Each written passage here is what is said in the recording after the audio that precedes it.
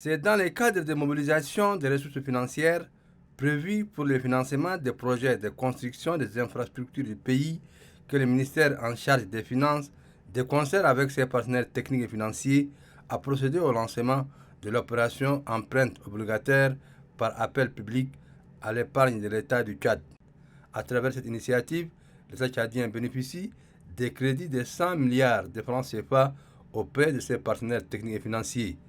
Ces fonds serviront au financement de certains projets inscrits dans les lois de finances 2022 ou 2023, tels que la construction des voiries urbaines pour la ville de N'Djamena et la finalisation des chantiers des édifices publics. En dehors de ces crédits, cette initiative permet aux autres institutions bancaires ou employés des secteurs privés et publics de souscrire afin de bénéficier des crédits. La période de souscription est fixée du 12 au 20 de ces mois. La durée de remboursement est de 5 ans. Le nouvel emprunt que nous lançons ce jour s'inscrit dans la dynamique d'une mobilisation plus accrue de l'épargne nationale et sous-régionale pour le financement de l'État tchadien prôné par le président de transition, le président de la République, le général Mohamed Idriss Déby Itno.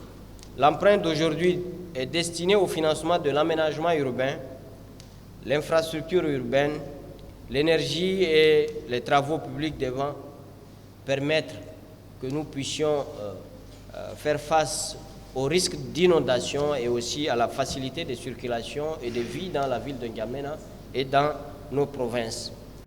Au cours de cette cérémonie, quelques participants se sont interrogés sur la gestion de ces fonds et la modalité de remboursement.